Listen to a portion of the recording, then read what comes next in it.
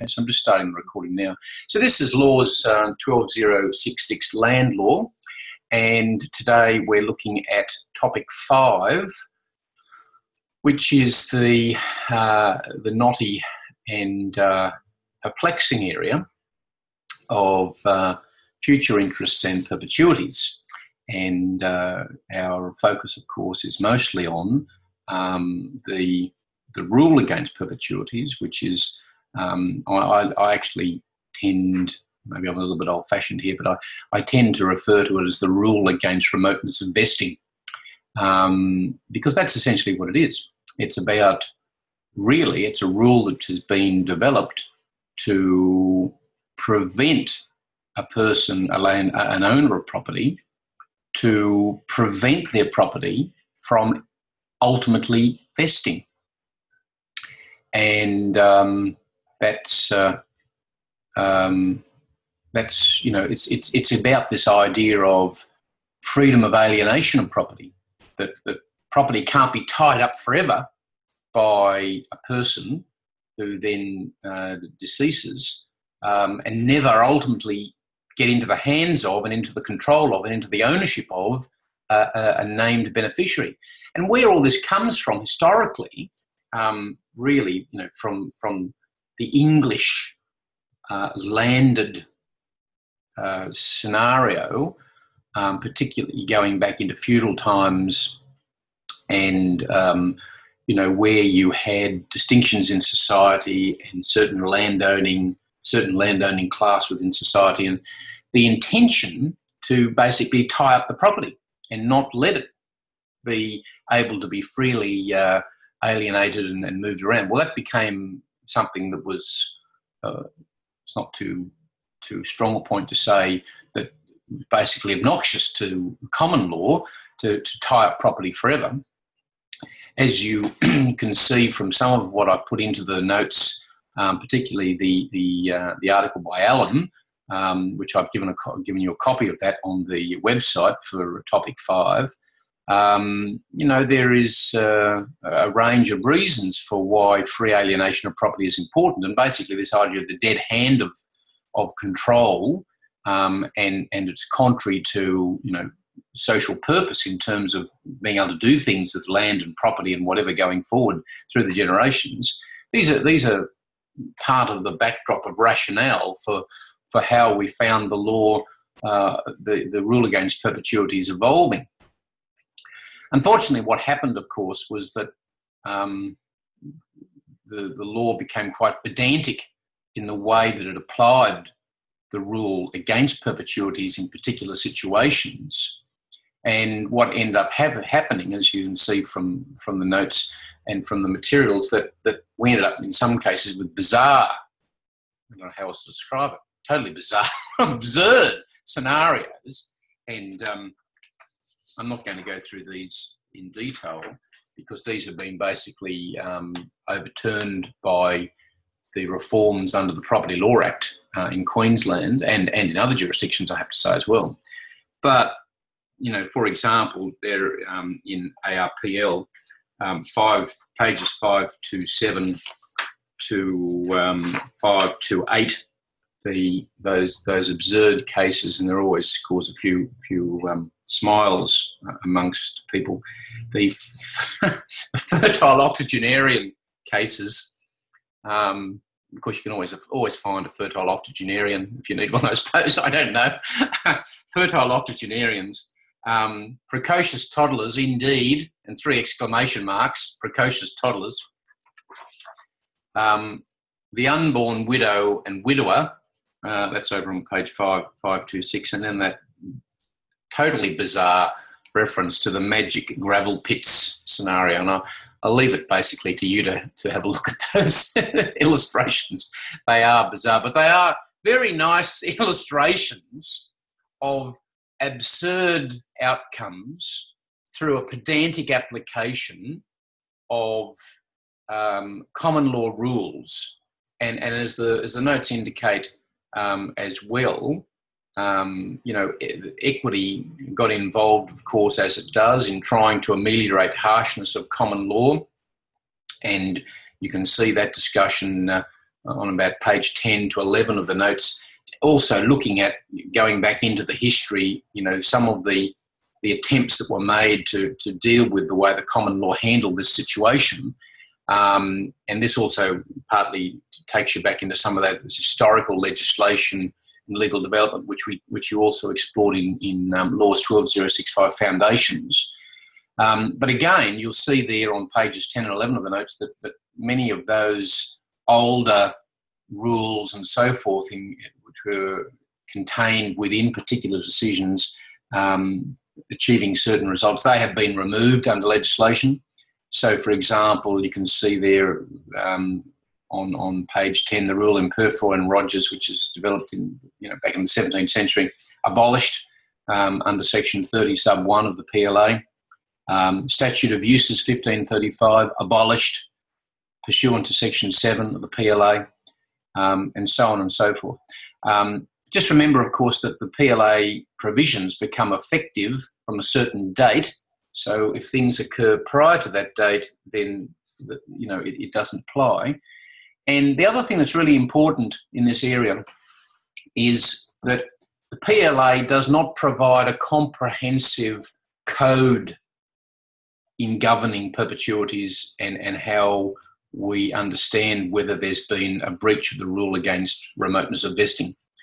And this is what makes it a bit more challenging, a bit more complicated, because what we've actually got is we've got a combination of the common law approach that's been ameliorated by equities intervention, and then we have the provisions of the PLA, which we tend now holistically to refer to as the provisions dealing with the modern rule against perpetuities. So we have to understand the common law position and then how that's been amended or affected by or changed by the provisions of the modern rule against perpetuities, which is in the legislation relevant to the jurisdiction, and in Queensland, that is the PLA, Property Law Act. So, that's the sort of backdrop. Just another thing I'll just point out before we get on to the problem scenario, that, I've given, in terms of discussing the rule against perpetuities, I've located the debate of the elements of that rule. Now, the rule is best understood as it's expressed through the statement in the Air Jamaica case, which is a 1999 English decision. But that's also quoted in the more recent case, which I use as the basis for explaining aspects of the rule, and that is the Nemesis Australia and Commissioner of Taxation 2005 Federal Court decision. And the reason I've done that is because it's a very nice case in walking through the application of the relevant key sections of the Property Law Act as it applies.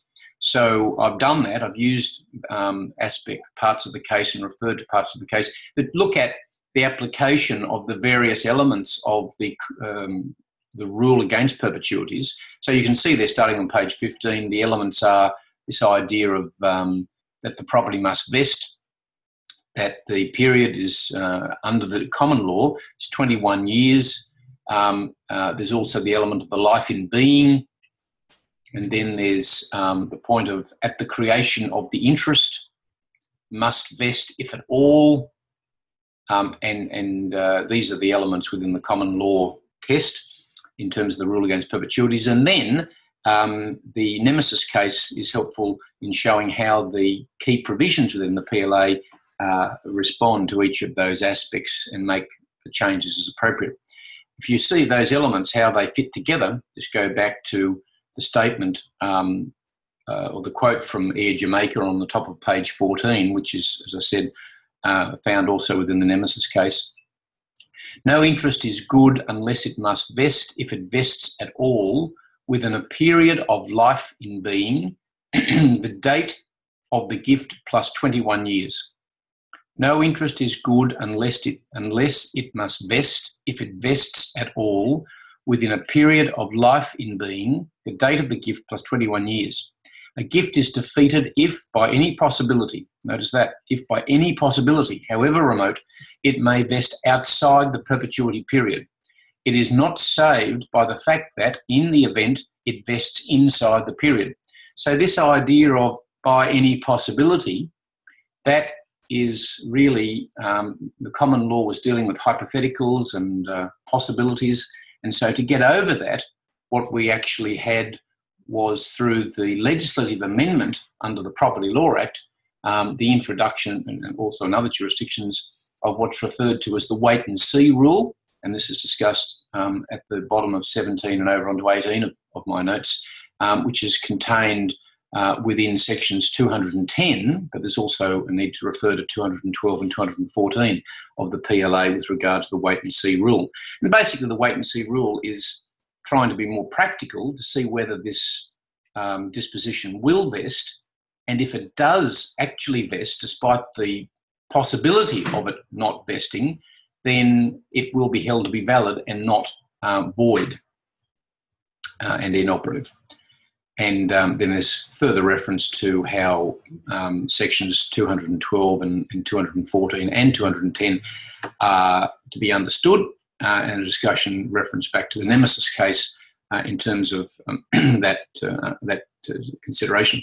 And then just also appreciate the scenario, and this is also very much the case within the problem question, class gifts, and what the situation is there with regard to class gifts, and that how that works, and also the class closing rules, and how they're dealt with, for example, in light of the Andrews and Partington decision, but also now as we need to do, and that is look to the provisions of the PLA which reduce age and also deal with the exclusion of class members for reasons of certainty of vesting, and these are dealt with in section 213 and 206 capital B of the PLA. So all right, so with those brief remarks by way of overview, let's have a look at the problem question that was assigned for today. And the other thing I hope that you found useful is the diagram that I've provided for you in terms of, on page 24, of the steps for resolving a perpetuities problem. I think it's often very helpful in property law to have diagrams. As you've seen, I've been using diagrams for some of the key cases. And I've found this one with regard to steps in the process. So I hope you found that useful in seeing how we move through the various steps and stages in tackling a problem. All right, so problem 9, in terms of the rule against perpetuities or remoteness of vesting. All right, over to you people who'd like to have a go.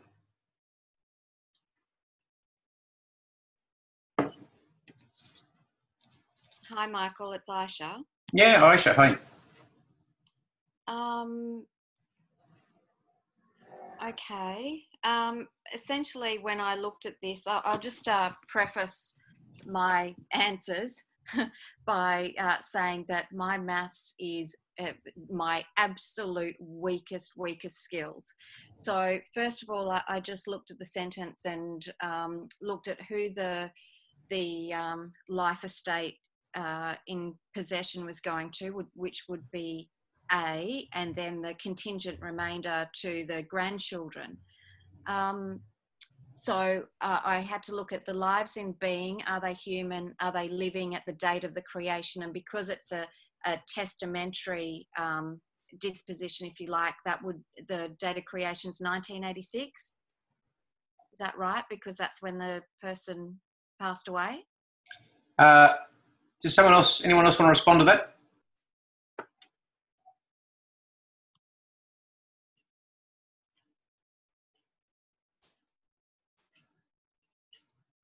Except to say yes, it's 1986. Sorry, go I sat here doing this problem with a calculator beside me, I must admit. ahead.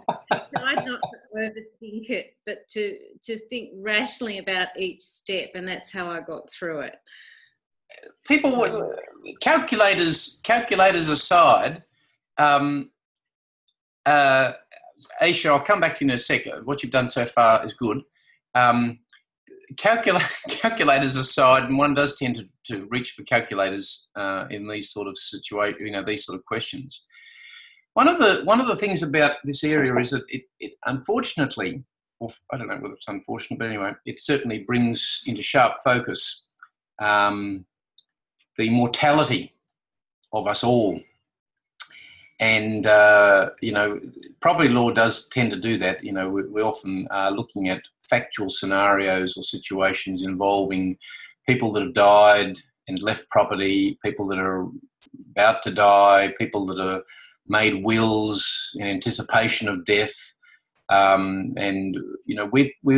always, we're tending to focus on the mechanics of what they have done or can do, or what they're able to achieve post their death, and then what happens to the property and the estate and all this sort of thing. But we shouldn't forget the social context, I think, what we're looking at here. And, on the one hand, it's about, people, at their end times. On the other, there's also this aspect of control. It's almost like this control reaching beyond the grave.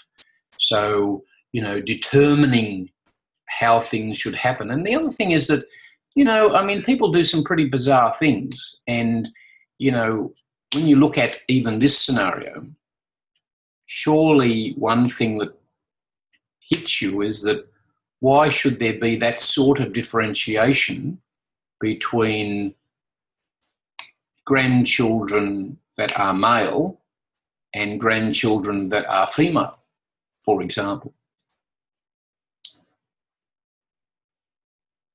Any thoughts on any of that before we move more into the mechanics and with calculators in hand?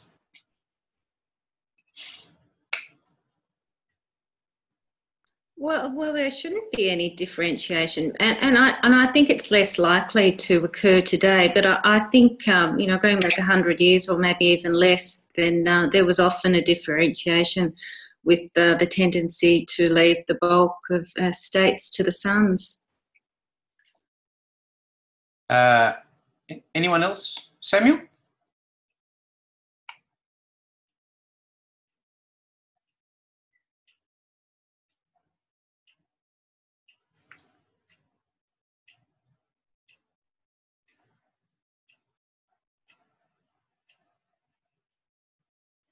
Aisha, do you want to come back in again at this point? Yeah, sure. Look, I agree, obviously, with Lisa, but I think just for the purposes of this particular question that I think it's supposed to be a little bit curly anyway. But as Lisa said, I think that now with the changes in society, that the differentiation between leaving certain property or interests or whatever it may be to either gender is not going to be as distinct as it used to be, which is good. I just want to, I entirely support what you've said, but I just want to remind you that the more that things change, there's an old phrase, the more that things change, the more they remain the same. And when you get into practice, you will be surprised, I suspect, about what some people want to do and want to be able to do and how they want to, be able to achieve their goals and objectives. And the idea that we, as a society, fully embrace egalitarianism, which we seem to talk about publicly, it's not always fully embraced in all communities across our society. And old ideas and old views, particularly at this, what I call the pointy end of property distribution and assets and so forth at demise, it's interesting that it still sometimes reaches back into former modes of thinking about what can be done and what should be done and how it should be done. So, can I make a point there? Who's that? Who's Aisha? Yes, please. Yeah. Yeah, just with regard to property being left predominantly to males as well, perhaps that is more so because they are the ones that carry on the family name per se, and there's a little bit of a differentiation between carrying on the family name and then males being worth more in some societies, if that makes sense. I'll just toss this out a bit left field, but what an outrageous proposition to believe that one gender is more valuable than the other. And we know that that is the case, and we know that the statement there by this testator reflects that actually. I mean, what underlies that statement is, I'm going to make my granddaughters work that bit harder to get what I want to give them at the end of the day. They've got to prove a bit more before they will get access to my greatly valued assets and property on distribution, right? And of course, the truth of the matter is, one can reach for the calculator and do the calcs and go through the mechanical process. But one of the things that one needs to grasp here is that arguably it's going to be much harder for the granddaughters to get access to the assets than the grandsons, because the bar for grandsons is just an age factor. And yes, it may well be that some of them don't get to that or qualify and whatever, but there's nothing special they've got to do to get to the age thing apart from just continue to live until they get to the age, and assuming that the disposition is valid and so on and so forth. But this testator wants the granddaughters to work a whole lot harder and do more to get access to what he's prepared to give them. And it's just, I'm just putting out the idea that when you're in practice, it's really difficult, I think. Law is not just a mechanical exercise. This is one of the things I'm trying to sort of get across. But knowing the fine line between, on the one hand, communicating to a client about what is appropriate from a legal point of view, but also what's reasonable and fair and legitimate and just, all things considered, then that's sometimes difficult. It's not an easy. I would say not an easy line to navigate with clients. It is sometimes easier just to retreat back into the mechanics of the law, but with clients, I think sometimes you're almost in a vein at times where one feels one has to educate one's clients about what is appropriate in all the circumstances. But again, it's got to be done with care and appropriately done and so forth. You're not there to tell your clients what to do, obviously. But sometimes they come with some pretty bizarre ideas about what they think they should be able to do and what the law should be able to facilitate them to get through. So we always can't escape too much from social implications and broader thematic ideas that are sort of running under the surface. All right, Aisha, back to you. So the testator dies in 1986. Yes. Disposition, right. 1986. We have a life estate, firstly to A, and then we have, as you say, contingent remainder to grandchildren and granddaughters. Mm-hmm. You want to keep walking? You want to keep going? Oh, look, It's You've got A to J, and we can divide them up. I can get you know, we can spin the bottle around and see how we go. Yes, please, let's do that. Who wants to have a go at A? Okay, I'll have a go at A. Actually responded to this, but I've said that the class closes in 2051, and in accordance with the rule in Andrews and Partington, which operates to close the class as soon as the first member becomes eligible to take his share. Right. So that's calculating that on the 80-year perpetuity period ending in 2066. Just give me where does the 80-year perpetuity period come from? From when the testator dies. No, where do you get the 80-year period from? Oh, from section 209 of the property law. Excellent. That's what we need. Excellent. Right.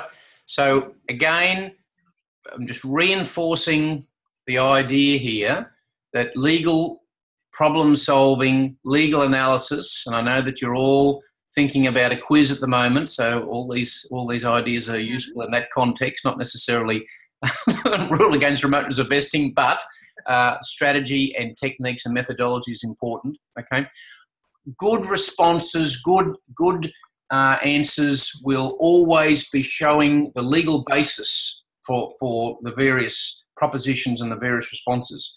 So, of course, the 80-year period is the perpetuity period that has replaced the common law period of the life in being plus 21 years, and it is specified under the PLA. So we need to know what section of the PLA. That's your legal authority, right? We always need that legal authority front and centre, you know.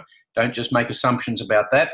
And then the other point is not, you know, the way this is framed, not really so relevant, I suppose, but those remarks that I was making earlier about social purpose and about societal context and so on and so forth, never forget those dimensions of how to respond to legal problems and legal issues, okay? Even in a problem-solving type question, not only in discussion questions, you know, and you know that I'll give you both types of questions, but even in a problem-solving question, there will normally be an opportunity for you to think about the implications of social purpose and how we should understand the context of the scenario. It's not, again, the thing I want to emphasise is not just a mechanistic process, okay? We're not just applying rules to get a result and get it done and dusted and move on, okay? We've got to sort of explore and work it around a bit. So the class closes in 2051, and that's based on the perpetuity period, which is indicated from the PLA. Yeah, so that's A. All right, so then we go into B. When does it become apparent that some grandsons will not fulfil the age contingency?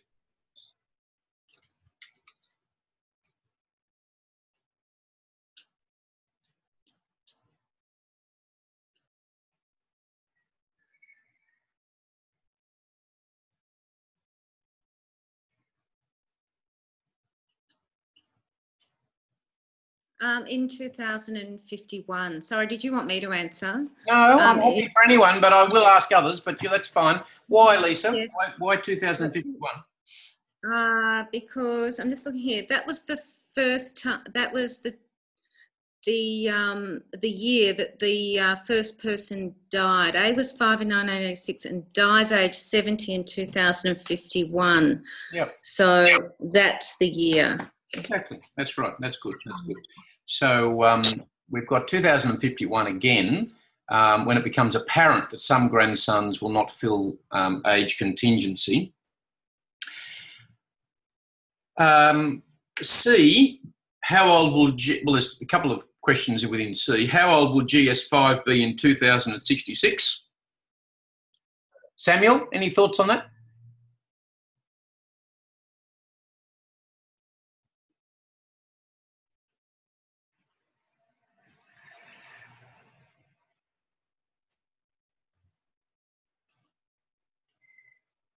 All right. Sorry. Okay. Someone was given a reason. Aisha?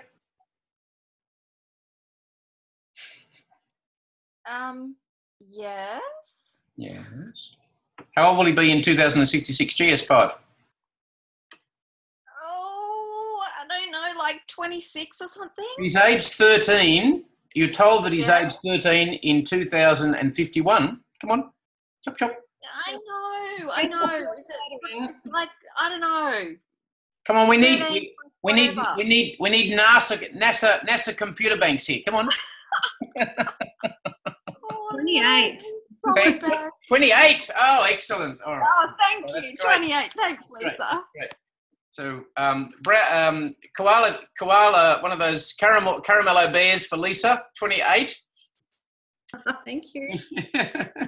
So we've got 28. That's only the first part, of course, of C.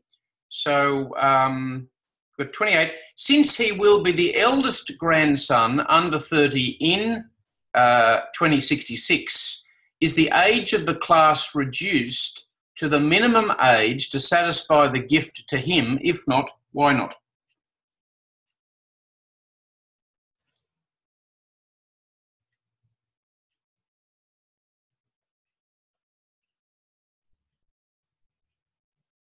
Would it be correct to say that it could, because the perpetuity period, has ended in 2066. Therefore, therefore the law will allow that to happen, even though he hasn't reached 30. I don't even know if that made sense. It kind of makes sense in my brain, but I can't quite communicate that correctly. Lisa, any response to that?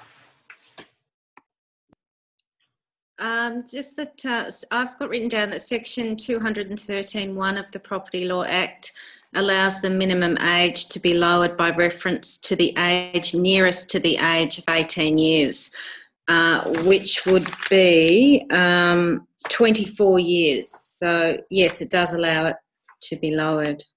It does, and in Queensland it's 24. In other states, slightly different outcome, just based on the provisions of the legislation, which is a little bit different.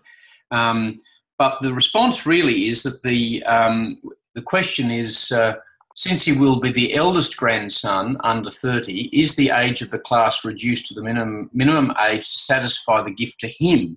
No, not really. The age, but it is reduced, not to him, but the age is reduced to that of the youngest at the time it becomes apparent, which in fact will be the age that Lisa's indicated according to the rules under the PLA.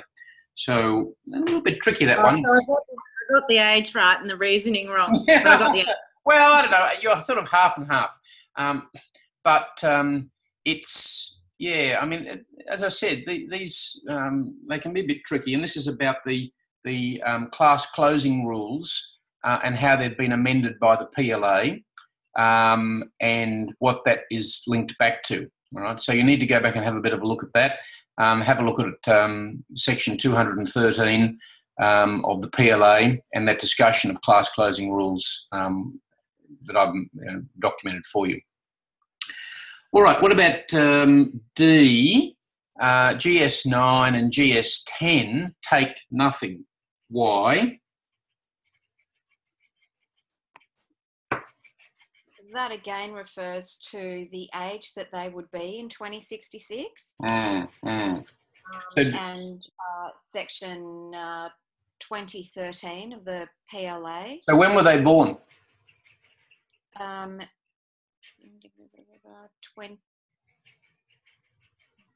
This is GS9 and GS10. When were they born? 2052 and 2053. So what is that after? That's after their class is closed. Which closed on what date? 2051. Good. That's very good. That's good. You're completely back online, Aisha. Okay. You have recalibrated. So that's right. So they miss out because they're born after the class closes. All right, now E's a bit bit more challenging. If the age is reduced to allow all grandsons not excluded by class closing rules to take a vested interest in 2066, what is the substituted age contingency and what's the impact of the PLA?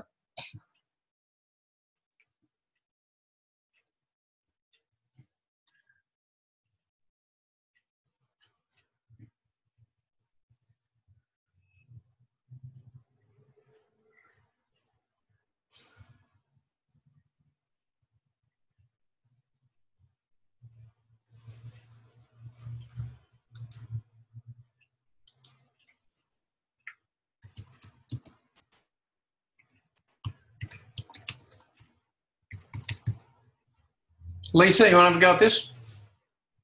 Well, the substituted age contingency is 24, pursuant to Section 213 of the PLA, but I'm a bit confused as to impact. Is that what the impact of it is, that the substituted age contingency is 24? Because I actually thought I answered that a bit earlier, so I was actually a bit confused there. The substituted age contingency is that reduced age, and in Queensland it will be 24. But the point of the question really is that there's a little bit of uncertainty about how we go about applying this. And if I just take you to something.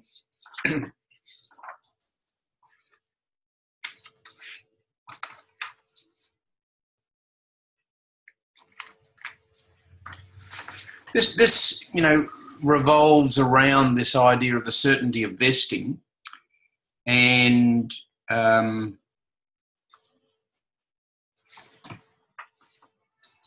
with me for a minute.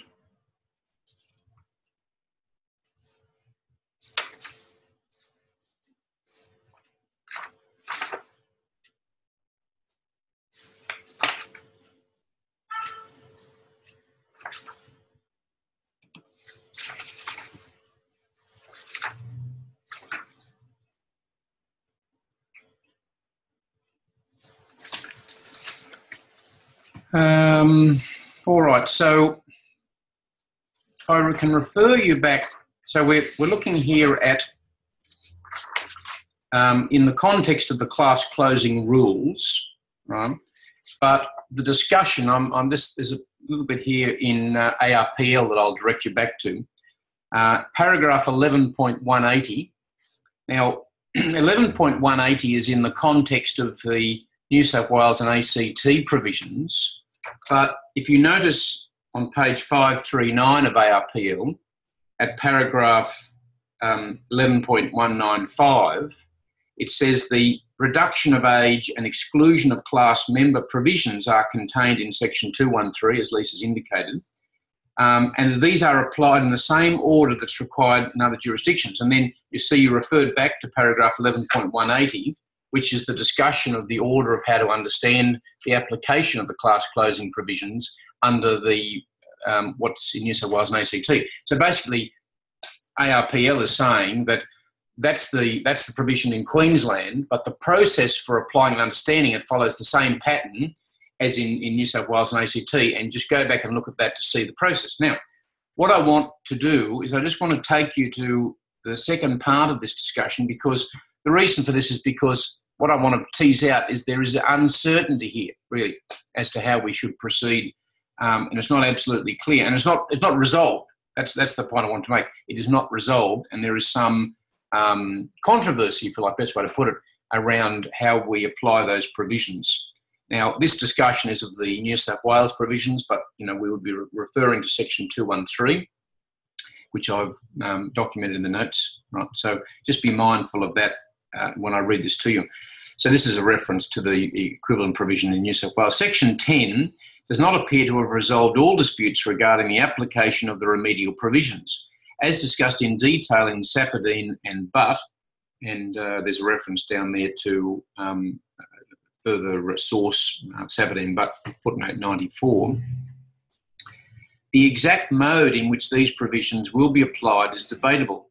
In the case of a class gift which must fail without the benefit of a reduction of the ages of beneficiaries, it is unclear whether the age contingency should be reduced once and for all to ensure that all potential beneficiaries may take, or whether it should be reduced by stages, each one allowing us to wait and see a little longer.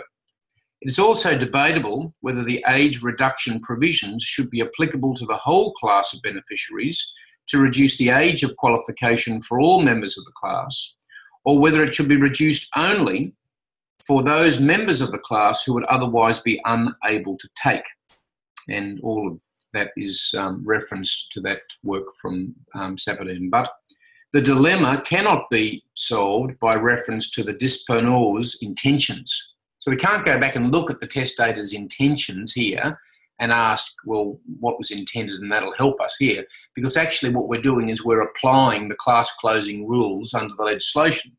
But what we're saying is, do we apply it to close the class absolutely, or do we apply it in a way that's in stages that also picks up on the wait and see strategy, which has actually been legislated in the reform approach in Queensland under the PLA. Now, I'm just going to toss this out. You know, I don't necessarily expect you to have deeply reflected on this, but do you have any thoughts about that? Any comment on that? That controversy?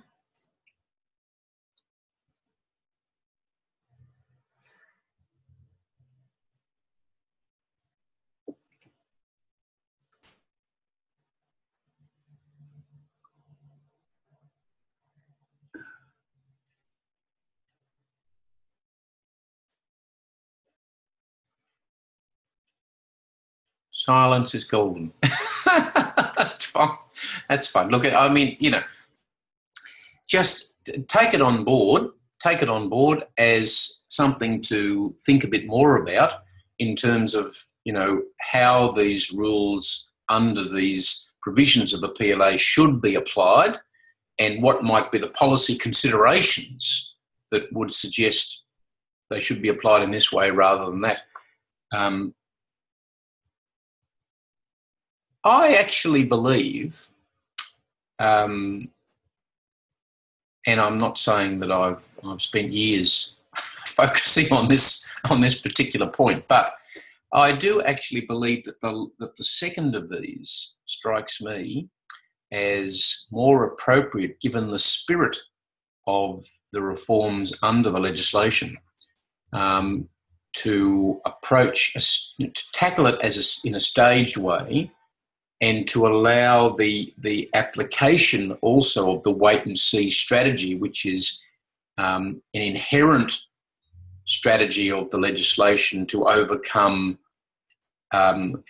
gifts failing for you know, the possibility of not vesting. And so that wait and see strategy being entrenched within the legislation, I would believe that it would commend itself that should also be the approach with regard to class closing. So for me, I think that the latter of those two strategies has stronger policy considerations, and I believe is more internally consistent with the overall strategy of the reforms implemented through the modern rule against perpetuities under the PLA and other equivalent provisions in other jurisdictions. But that's just my humble view, and you can reflect upon that, and you need to. You don't just need to accept what I say, and think about those policy factors. And very important, especially in an area like this, where it looks very mechanical, to keep reminding yourself about the policy considerations and the underlying rationale for the change and the reform in this area of the law, and also to go back to that point, as I indicated in the opening remarks from Alan's article. You know, what is why is this still something that we need to think about and focus on and important? Not just merely as an academic exercise, but it does have practical relevance you know, in the work that we're going to do with clients, quite possibly. And you've had a look at, by the way, just as a side, a bit of light relief for the minute. And I do sort of try to provide a little bit of light relief, as you know, from time to time. If you've had a look at the film clip that I've loaded up under the website under this topic from Body Heat, which, by the way, was actually televised on one of the channels late in the evening, just not so long back, a few days ago or last week. Then that little clip, very nice little example that the rule against perpetuities lives and breathes today, and it is a very good example that if you do get it wrong, there can be very significant consequences for your client. And so that's why, as practitioners, people, and as lawyers, we one of the skills that our clients expect of us, and rightly so, is thoroughness and attention to detail. Right? Thoroughness and attention to detail. I'll just share a little example from my own practice experience at this point before we continue soldiering on through this question. And I was in practice many years ago, and I dealt with a scenario of a client where I took instructions on what we call a deathbed will, and just as well I did, because the client died soon after the instructions were given, and we had the will formalised, which was good. But I decided, because of the particular circumstances, to keep the instructions, handwritten instructions that I'd received from the test to tricks with the will, and we kept them in a special storage box, as we did in those days. Things were handwritten and so on, typed up documents, and then they were kept in special fire-safe areas within law firm offices. Many years later, I had a member of the firm come back to me and say, "Michael, do you remember this matter, blah, blah, blah?" And he said, "Look, I was so struck by the fact that you'd kept these instructions as an unusual practice." But he said, "I was so glad that you did, because it indicated the problems and the issues that were likely to arise, which ultimately did arise. And the will was ultimately challenged. And we benefited from the thoughts and the instructions that you'd received from the client at the time, which otherwise would have been lost through the passage of time. It would have made fighting the contestation of the will much more difficult." So it's just, you know, you never know, really. That's the thing in practice, and you need to have attention to detail and be thorough as much as you can. All right, so let's keep soldiering on. Now I've forgotten where we're up to. Right, where are we up to? I think we're up to G, after that little foray into other broader matters. And G, will the estate of GS6 take an interest? Will the estate of GS6 take an interest? We'd like to have a go at that one.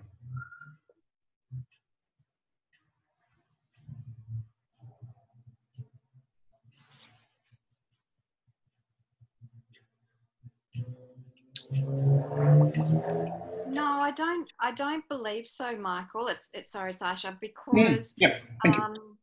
Grandson 6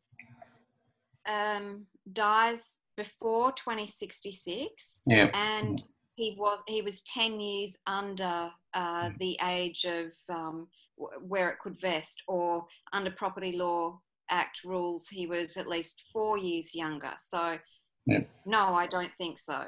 That's good, except when you say property law rules, which section? 213. Good, thank you. Sorry. I'm being a little bit pedantic, but we do need to be as specific as we can, and no, that's fine. That's fine, and that's right. Yep. So H. When does the class close on the? Oh, finally we get to the granddaughters. Finally we get to granddaughters. So when does the class close on the granddaughters? H. The same, 2051. Indeed. And you know, and this is something that hints at, you know, gets to the last part of this question, is that there is no differentiation with regard to what grandsons and granddaughters take, so long as they meet the contingency requirement. But 2051 is the same point there, and the year is the same. So I does section 210 of the PLA, abrogating the common law all or nothing rule, assist GD1's estate and GD2?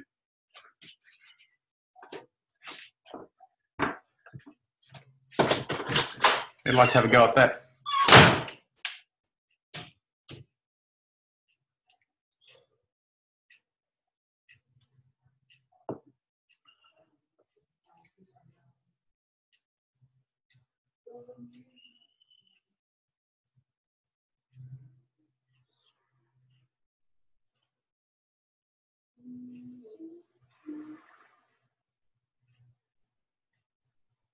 Have I worn everyone out? Lisa, do you want to have a go? Sure, I'll just restate my written response. Basically, that granddaughter one graduated in 2045, so she'll be eligible, but she died in 2047. Section 210 of the Property Law Act, the all or nothing rule, will assist her estate because the class didn't close until 2051. So her children will be able to take a share. What about GD2? I've written that she was eligible to take her share in 2066. However, the class closed in 2051, so her children wouldn't be entitled to her share. Only watch. GD2 still alive, isn't she?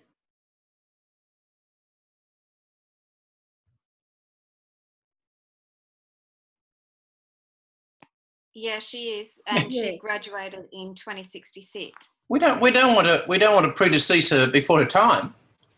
No, poor GD2. please, sincere apologies to GD2. No, it's bad enough for them. I've had enough demise in the course of this problem question. So that's right, Lisa. That's right. GD1's estate and those who are entitled to take pursuant to her estate, yes, they are fine. They're within the in the period of the class closing situation, but GD2 falls outside, and GD2 doesn't take, and of course GD2 is still very much alive and well.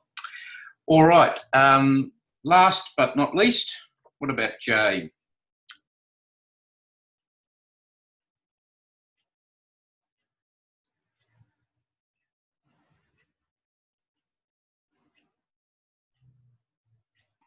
I thought that the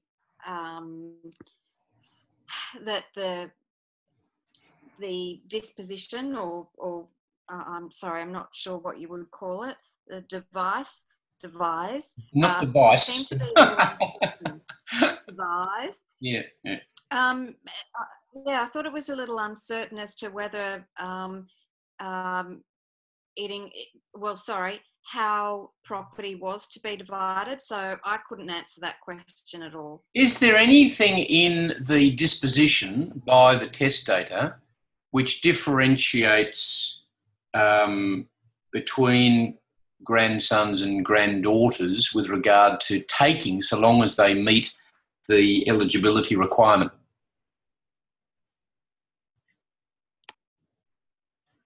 No, there isn't. No. So as long as they're eligible. Yeah, right. So the differentiation is only with respect to eligibility. It's not with respect to entitlement. And so therefore the quantum is divided equitably between those that satisfy the requirements with regard to vesting within the perpetuity period. Doesn't matter whether they're granddaughters or grandsons. Yeah, that's fine. So the truth of the matter is that whilst a problem situation and scenario like this initially looks a bit intimidating, it looks a bit mathematical, and there is a bit of that, and you sort of have your calculator sort of at the ready.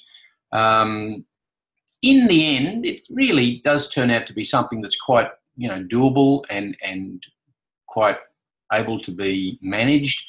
And the truth of the matter is that the modern rule, as reflected through the provisions of the PLA, actually make it a bit more straightforward. Actually, if you had to deal with those bizarre and absurd scenarios that existed under the common law, then that makes the whole thing much more fraught.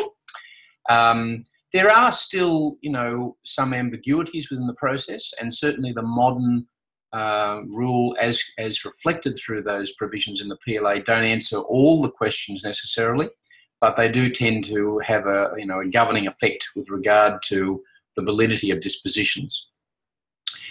It's important to remember how this area functions, and it's important to remember that people are making provision, especially in the context of a testamentary disposition through wills for things to happen after they've died. They are doing things to try and restrict the vesting of their property.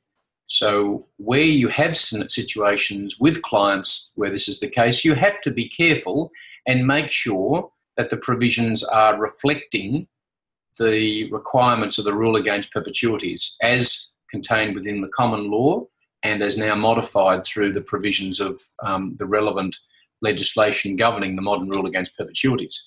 Now, I keep coming back to this theme, and I do so unabashedly.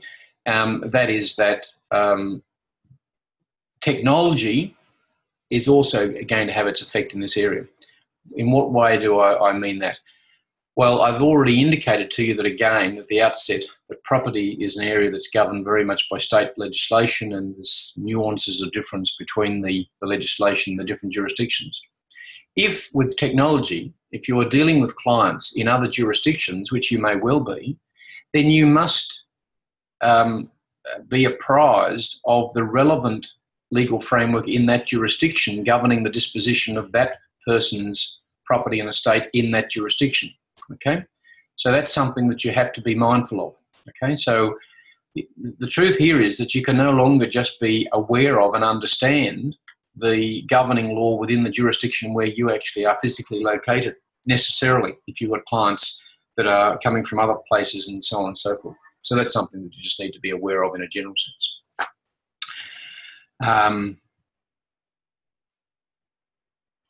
All right, people, the rule against remoteness of vesting, as I tend to prefer to call it, or the rule against perpetuities, done and dusted. So there we go. Thanks for coming today and participating and joining in. And I no doubt you will, your energies and your focus will go to other things once this class is signed off. And look, with regard to the quiz, I hope it's been helpful to have the two options of submission. It's not my intention, please understand this, not my intention to create extra logistical challenges or barriers for you. The whole purpose of using the quiz matrix for doing it and doing it as a quiz is really to facilitate the process, not to create further problems and hurdles for you. And so that was brought to my attention by one of your colleagues about some of these technical issues, which, some of them I was a little bit aware of, but not to the same degree. So I thought, well, look, fine. I'm happy for people to have the option of completing it through Moodle and doing it as a quiz through Moodle, which, as you know, I've given you unlimited number of attempts. And so long as you just save those attempts, they will accumulate and then submit your final version. So you can do it like that. Or if you find it's easier and it's more conducive to you getting into the substance, to do it offline as a Word or a PDF document, no problem, do it like that, and then just email it to me directly, okay? But please just remember that it's a quiz, it's not a 10,000 word assignment, and the time window is that's what's intended, Obviously you want to do a good answer, you want to have a well-documented answer, referenced and so forth, but just remember that, I'm not expecting, a couple of thousand words for each of these. They're only worth 5 marks, 5 marks, 5 marks, and question 3 has 2 parts, right? So just be mindful of that, okay? And of course, also just remember that I've given you a little bit of extra time now to complete the quiz. So it now closes at 9 p.m. on Monday. So that's when Moodle window closes. If you're submitting through email, then please make sure you submit your document to me, one document, by 9 p.m. on Monday. Okay? And just lastly, I'll have the scenario for the moot loaded up pretty soon, probably, hopefully tonight, first thing in the morning, and then you can start thinking about that as well. And just for the benefit of all who look at this recording, but I'll send an email out to everyone as well. Just, I'm going to, I said Monday originally, but given the quiz now is closing on Monday, I'm happy to give you up to sort of the middle of next week or a little bit later for you to decide what groups you want to form into, which options within the moot you want to adopt, whether you want to do the oral presentation or you want to do the written submission option. And we've already had a few people to make that choice. And then and that's now going to happen in week 11. I think that's a reasonable time frame given how things have transpired in the course to give you about 4 weeks or so at least to work on that, which I think is reasonable. And also just going forward, you'll get plenty of notice with regard to the final assessment, and I'll have information and guidelines on the final assessment up in week 10. Okay, so all right. So Thanks, Michael. Any questions, any issues lastly? No, none at all. Actually, I really enjoyed Perpetuities. It's, I found it. Oh my God, what does it say about me? Oh. It says that you're going to be an excellent practitioner with attention to detail, and your calculator will be at your ready. You bet. And I can tell you that calculators are coming also very handy in calculation of professional practitioners' costs and fees. Okay, all right. Bye for now, and all the best with the quiz. I look forward to seeing your answers after Monday. Bye for now. Thank you. Bye-bye.